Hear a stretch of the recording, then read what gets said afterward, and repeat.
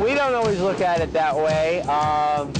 We simply enjoy what we do. We love the sport, and to me, going to work is actually enjoyment and fun. I do this practically 7 days a week, 70, 80 hours a week, and I just simply enjoy it. I like riding, I like racing, I like working on the bike, and I like working with the people that are involved in the sport. I always did give it my all. Even though maybe my all wasn't good enough, I would give it my all. I would try not to back down from almost anything. Yeah, they do. You bet they do.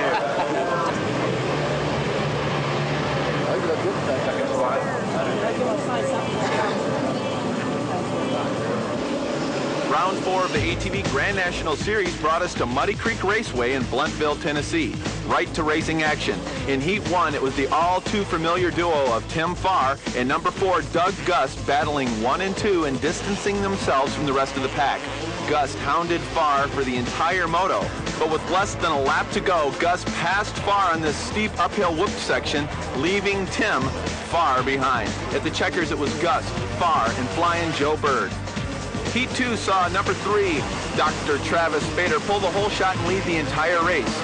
Usual Spader flair, he played it up to the crowd with his aerial acrobatics. This one over a 120-foot step-up. Now, who says ATVs can't fly? At the finish, it was Spader with about a 10-minute lead over the rest of the pack. The stage was set for the main event, having Spader, Gust, and Farr wondering the outcome. As the bikes rocketed up the hill and around the first turn, it was the number 708 of Harold the Bumblebee Goodman edging out national champ Tim Farr, followed by Gust, rookie Ben Jackson, and Keith Little. Spader, unfortunately, was pinched out of a good start and was left back in 11th place. As the lead group broke away from the rest of the pack, it was Farr now nose to tail with Goodman, and Gust searching for any way around. Jackson was doing some hard work of his own as the foursome dragged race for position. The door was slammed over and over again in the face of all four until finally Gust found an opening around Farr. Goodman did his best to ride wide and cover any lines, but Gust proved to be too much and took the lead away with just 2 laps left to go. Tim Farr, however, could not get by Goodman and stayed in third with rookie Ben Jackson breathing down his neck. Ben, with a newfound winning mindset, was not intimidated by the national champ, and with a less than friendly pass moved into third and didn't stop there. Jackson moved past Goodman and set his sights now on Gust. A little too late, however, as Gust blasted through the checkers for his first motocross victory in over a year and his second straight victory of the series.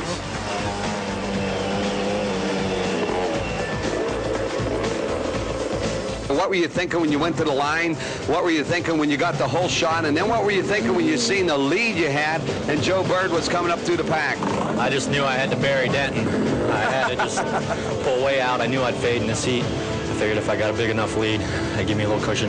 Well, Timmy, I tell you, we're real proud of you. We've watched you come from word go. We watched you how many years ago starting in this thing, and we watched you come all the way to the top. And I tell you, we're real proud of you. I know all your fans are, and your family and your crew, and we're going to hope for you that in 9 years from now, we'll be fighting for you for your 9th championship. I don't know about all that.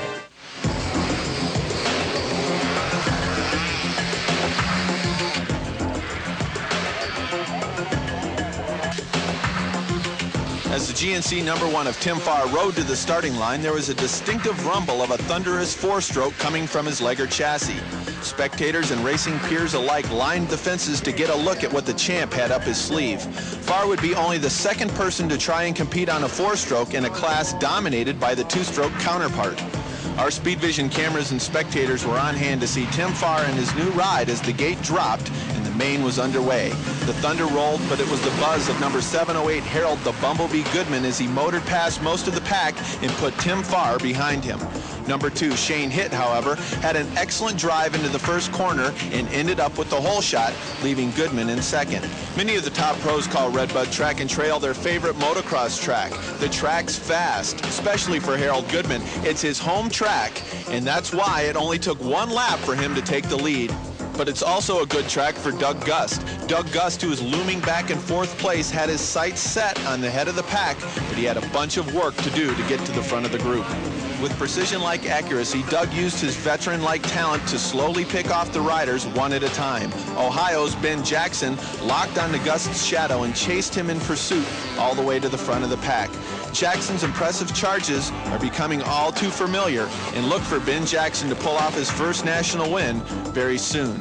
Goodman tried his best to hold off the charge of Doug Gust, just as Shane Hitt had done, but it was no use, and with only one lap left to go, Gust passes Goodman on this inside corner to take the lead. Impressive rides from Goodman allowed him a second place overall for the weekend at his hometown track, but it was Doug Gust with his third in a row national victory. Yeah, I took my time and waited for the right areas to make the pass, and unfortunately Harold made a mistake, and that helped me out, and I made use of it, and I'm happy I won. I think I was just a hair tired, and just went in the turn a little too fast and blew the berm. The decision to run the four-stroke, was it a good one? Yeah, I think so. I think we made a lot of progress this weekend with it. It was the first time out, you know, and you can't expect that to go out right out and win with it, so yeah, I'm pretty happy. 30 minutes. All right, good job. Good job, guys. 30 minutes after Check it out, Gary Benton. I'm sorry, Gary, let me pronounce it correctly. Hey, Gary, nice head, nice bike. What's up with the spokes? Put some bubblegum cards in there. Gabby.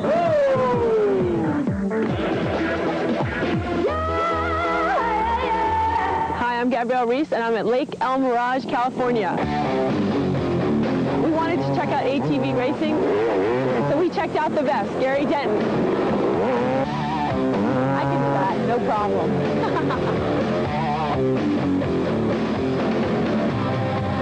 I'm here with Gary Denton, the man behind this machine. Fear, you can't be afraid, right? Yeah, I know. You think that's part of it? Yeah, I'm not afraid.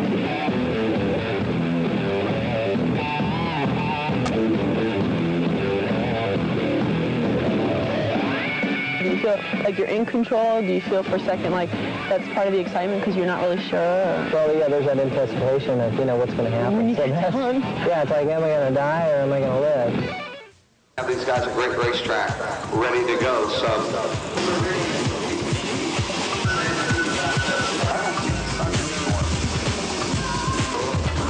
The names, faces, and even machinery are beginning to make a big change at the ATV Grand Nationals this year. Round 7 of the series at High Point Raceway in Mount Morris, Pennsylvania was proof of that. During the qualifiers, it was number 8, rookie Ben Jackson from Raymond, Ohio, who made his presence known as he ran down national champ Tim Farr and took the moto win. Californian Corey Ellis decided to take his turn at trying to compete on a 4-stroke based machine. This has been tried in the past, even by the current national champion, but no one has been able to put one of these 4-stroke machines in the winner's circle so far. With a strong ride in the heat race, eyes would be on Corey to see if he could pull off a main event victory. As the gates slammed the dirt, it was the number 15 thumper of Ellis who rounded the first turn with the lead. Not just with the lead, but with a huge lead. Within a half lap, Ellis led the rest of the pack by 10 seconds or better. Appearances were that Ellis would run away with the race, but behind him were Jeff Seagot, Doug Gust, Ben Jackson, and national champ Tim Farr. Number 7, Seagot looked very strong, but mechanicals would pull him out of the race on the 3rd lap, leaving a battle for second between Gust and Jackson. After the Redbud National 2 weeks ago, Jackson said he could run with Gust and even pass him if he had the opportunity. Strong words from the rookie about the Jeremy McGrath of ATV Racing, but look here, Jackson lives up to his word and takes the inside to pass Gust and move into second. Still, with a 10-second gap between the leader and Jackson, there was a lot of catching up to do. This is Ellis's first national of the '99 season, and conditioning would be the one thing that could keep him away from his podium finish. Jackson, on the other hand, has been on a mission this year and is proving to be the first of the new generation in ATV racing to make an effective dent in the armor of the veterans. Within one lap, Jackson ran down Ellis and passed for the lead. Gust followed, leaving Ellis in 3rd. The group finished the same way, giving Ben Jackson his first pro-national win. Gust, who currently holds the points lead for the series, finished 2nd, giving him a 13-point cushion over Tim Farr.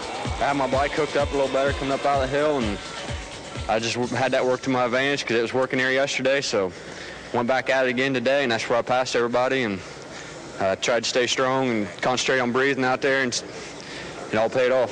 Benny got me down in the bottom hill there, I seemed to have trouble with that off camber, and he got away from me a little bit, and I figured I'd save my energy, and I caught him at the end, but I didn't have enough to get him. He rode a really good race.